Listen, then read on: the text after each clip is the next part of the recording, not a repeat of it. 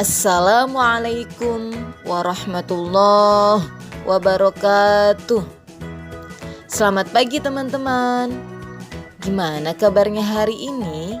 Mudah-mudahan teman-teman dalam keadaan sehat ya.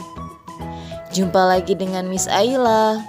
Di sini Miss Ayla akan menyampaikan materi dengan tema hebatnya cita-citaku. Oke, sebelum kita memulai pembelajaran pada hari ini, mari sama-sama kita membaca basmalah. Bismillahirrahmanirrahim.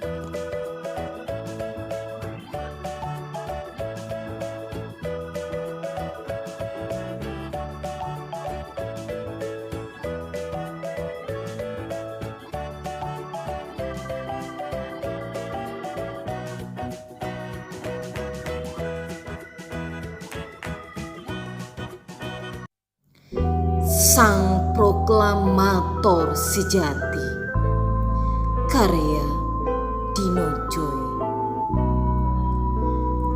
Dengan gagah engkau berdiri di hadapan ribuan rakyat.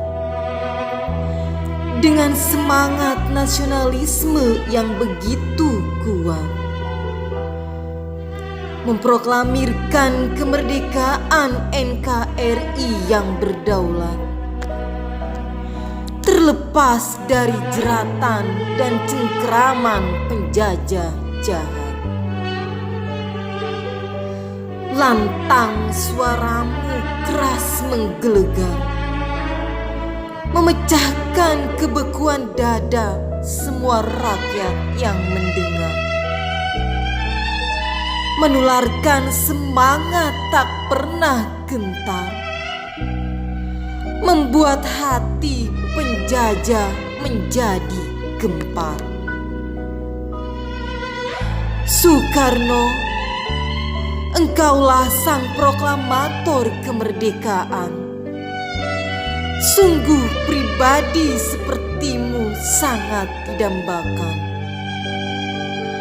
Menyambungkan lagi putusnya harapan-harapan untuk merdeka dan terlepas dari kemerdekaan. Soekarno, namamu terukir begitu mewah, gambarmu terpampang begitu megah, monumenmu terbangun begitu gagah, kenangan tentangmu tersimpan begitu indah. Nah teman-teman, baru saja teman-teman mendengarkan puisi yang Miss Ayla bacakan, yaitu mengenai sang proklamator sejati. Ya, dalam puisi ini menceritakan tentang siapa teman-teman? Ya, menceritakan tentang Soekarno atau yang biasa kita sebut dengan Bung Karno ya.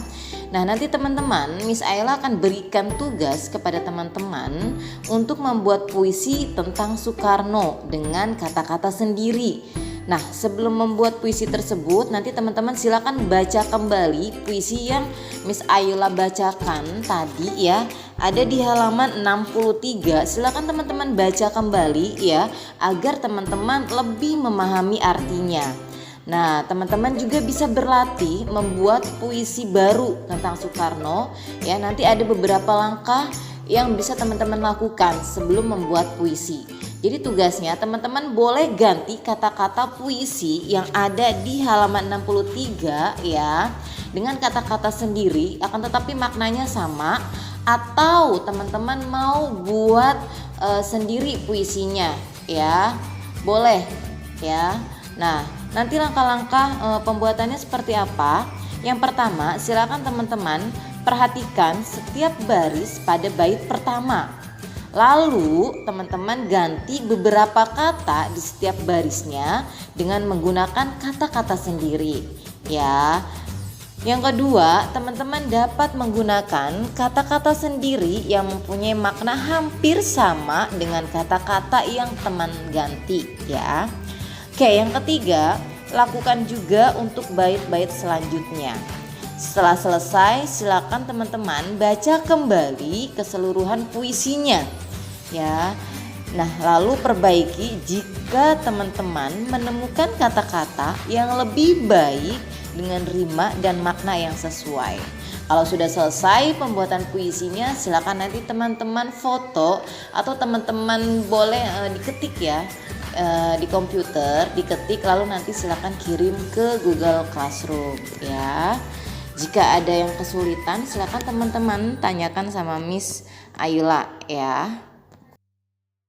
Teman-teman, bahwasanya cita-cita Soekarno untuk mempersatukan keberagaman suku, bangsa, dan agama dalam satu wadah negara kesatuan Republik Indonesia memang telah terwujud. Meskipun NKRI telah terwujud, tetapi kita tetap harus memelihara persatuan dan kesatuan bangsa dengan sungguh-sungguh. Bagaimana ya cara memelihara persatuan dan kesatuan? Nah, nanti di sini ada cara memelihara persatuan dan kesatuan. Yaitu caranya bagaimana? Yaitu dengan menghargai keberagaman yang kita miliki. Nah, di sini ada dua hal yang dapat teman-teman jadikan sikap menghargai keberagaman, terutama keberagaman suku bangsa. Apa saja? Yang pertama yaitu menerima suku bangsa lain dalam pergaulan sehari-hari meskipun mereka memiliki kebiasaan dan adat istiadat yang berbeda. Bergaul dengan siapa saja, tidak hanya dengan orang atau suku bangsa ya. Lalu yang kedua, tidak menjelek-jelekan, menghina dan merendahkan suku bangsa lain. Manusia diciptakan Tuhan dengan harkat martabat yang sama ya. Teman-teman tahu Candi Borobudur?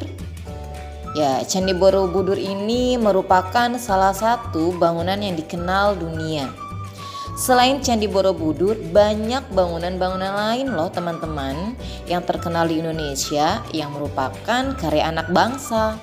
Nah, bangunan-bangunan tersebut didesain oleh arsitektur Indonesia. Di sini ada beberapa bangunan karya anak bangsa ya, yaitu ada Museum Tsunami ya di Aceh, ada Monumen Nasional di Jakarta, dan ada gedung DPR atau MPR di Jakarta. Nah, teman-teman, di sini ada beberapa rumah adat di Indonesia. Tentunya teman-teman pasti tahu ya rumah adat yang ada di daerah teman-teman ya. Nah, rumah adat di Indonesia ini bermacam-macam nama dan bentuknya loh teman-teman. Mengapa ya bentuk rumah adat di berbagai daerah berbeda-beda? Nah, rumah adat berbeda-beda itu karena disesuaikan dengan keadaan lingkungan dan kegunaan rumah tersebut. Rumah adat Toraja misalnya, ya di bawah bangunan rumah digunakan sebagai kandang kerbau. Ya, kenapa digunakan untuk kandang kerbau? Karena kerbau bagi masyarakat Toraja ini merupakan lambang kekayaan ya. Dan ada juga rumah adat Kalimantan Selatan ya. Nah, rumah adat ini berbentuk panggung dan panjang. Kolongnya digunakan untuk memenun dan menumbuk padi. Oke, di sini ada beberapa rumah adat di Indonesia ya. Ada Sumatera Utara ya, rumah adatnya Jabu Persakitan. Sumatera Selatan ada Rumah Limas, Lampung Rumah Sesat, Jawa Barat Keraton Kesepuhan Cirebon ya, dan seterusnya. Nanti teman-teman bisa cari tahu ya beberapa provinsi yang ada di Indonesia dan juga rumah adatnya ya. Teman-teman tahu bahwasanya nenek moyang kita ini merupakan arsitek yang hebat loh teman-teman. Mereka membangun rumah adat yang sesuai dengan keadaan alam dan nilai-nilai budaya. Mereka senantiasa ingin menyatu dengan alam sekitarnya. Mereka menganggap alam itu adalah sumber daya mereka sehingga mereka pelihara dan jaga. Selain memengaruhi dalam menjalankan kehidupan sehari-hari, sumber daya alam memiliki berbagai manfaat, antara lain yaitu sebagai sumber mata pencaharian dan juga pendapatan. Masyarakat mendapatkan penghasilan dan pekerjaan yang mereka tekuni agar dapat terus bertahan hidup. Beberapa jenis pekerjaan sangat berhubungan erat dengan sumber daya alam.